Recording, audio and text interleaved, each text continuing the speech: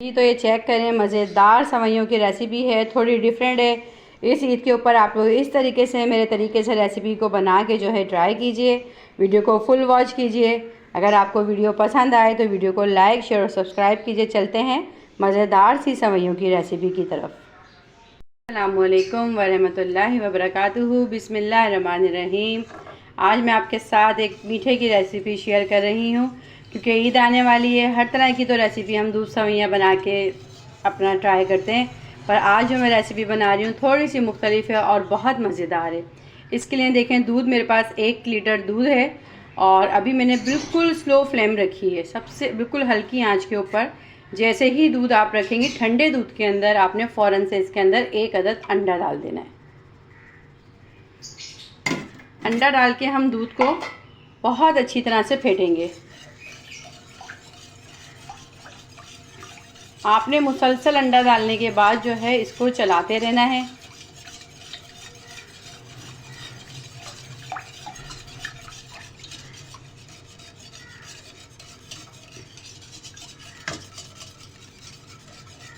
Slow flame के ऊपर जब आप पहले दूध रखेंगी चूल्हे के ऊपर पकने के लिए, तो स्लो फ्लेम पे ही आप रखेंगी। अभी हमारा सारा काम स्लो फ्लेम पे होगा। अभी हमने चूल्हे की आंच बिल्कुल तेज़ नहीं करनी।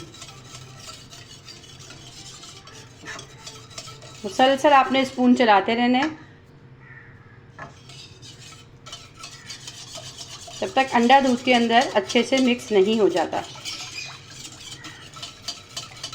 अंडा तकरीबन मिक्स हो गया है, मैंने बहुत स्पीड में चलाया है। साथ ही साथ में इसके अंदर वनीला फ्लेवर का जो है कस्टर्ड पाउडर तकरीबन 2 टेबल स्पून के करीब ये इसमें ऐड कर दूंगी।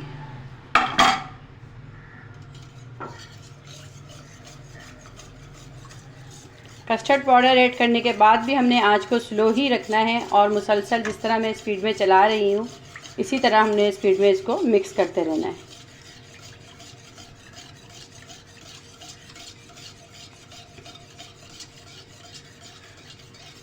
जब हमें लगे दूध थोड़ा जो है गर्म होना शुरू हो गया है और ये हमारा जो अभी हमने इसमें कस्टर्ड पाउडर डाला है वनीला फ्लेवर का, तो साथ ही साथ अब हम इसके अंदर ऐड करेंगे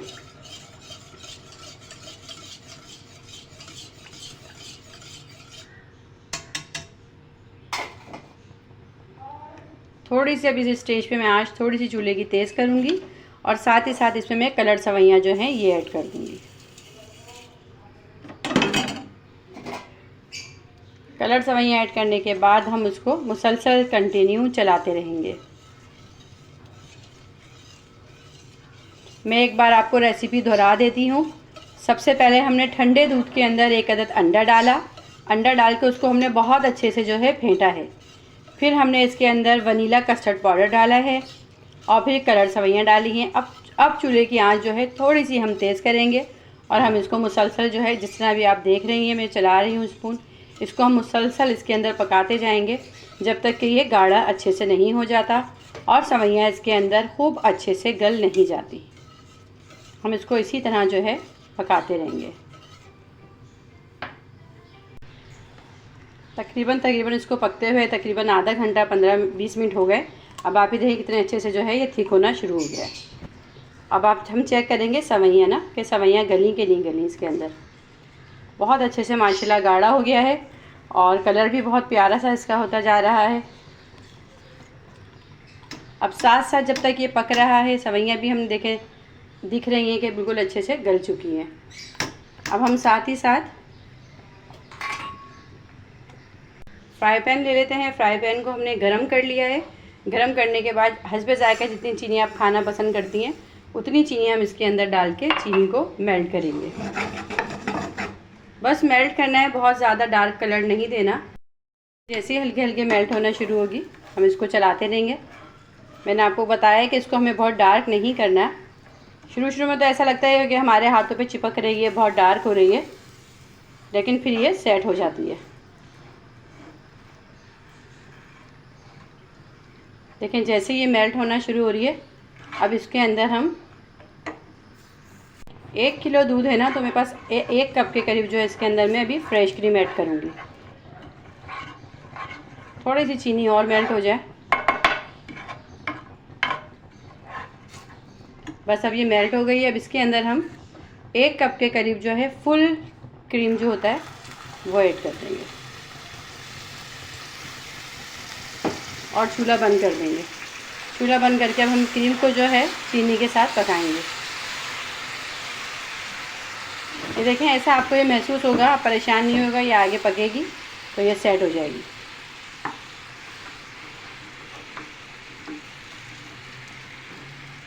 ये एकदम से बाइंड हो जाती है, कैरेमल होती है तो। लेकिन जब हम इसे दूध के साथ पकाएंगे तो ये सही हो जाएगी, सेट हो जाएगी।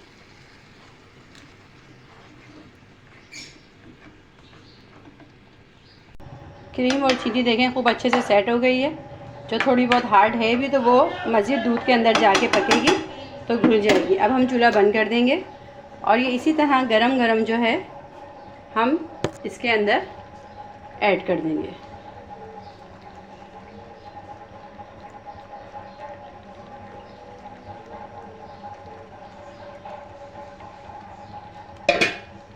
इसको ऐड करने के बाद हमें इसको मुसलसल चलाते रहना है। इतना अच्छा सा इसका कलर आता है, बहुत मज़ेदार ये मीठा बनता है। रेसिपी को फुल वॉच करके ज़रूर ट्राई कीजिएगा। आप लोगों को पसंद आए तो वीडियो को लाइक, शेयर और सब्सक्राइब ज़रूर किया करें। जब आप लोग लाइक, शेयर, सब्सक्राइब करते हैं तो हमारी हौसला अफजाई होती है और हमें अच्छा लगता है कि नई नई वीडियो आपके साथ अपना काम शेयर करें।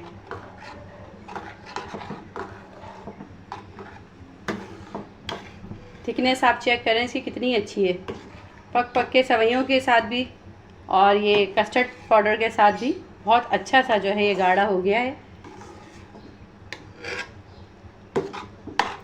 अब चीनी डाल के मैं इसको मिक्स करूँगी और साथ ही साथ में इसमें डालूँगी वनीला एसेंस 2 से 4 कतरे।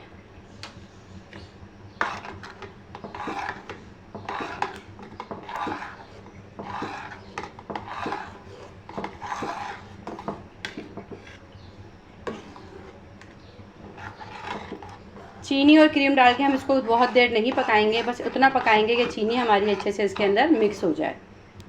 और आप ये देखें कि कलर इसका कितना अच्छा कलर आया है और इसका आप थिकनेस भी चेक करें कितनी अच्छी हो गई है। मैं इसको मज़ीद 2 से 3 मिनट और पकाऊंगी और फिर इसको हम ठंडा करके डिश आउट करेंगे।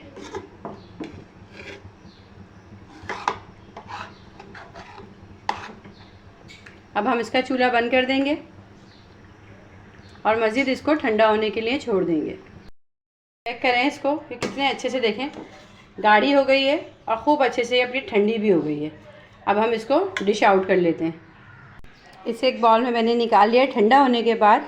अब इसके ऊपर मैं थोड़े से नट्स जो हैं आपके पास जो भी हो आप वो इसके ऊपर गार्निश करें। देखें इसको ठंडा करने के बाद इसके ऊपर मैंने बादाम पिस्ते जो है गार्निशिंग के लिए डाल दिए हैं। अब हम इसे खूब अच्छे से फ्रिज में मज़ीद सेट होने के लिए रख देंगे।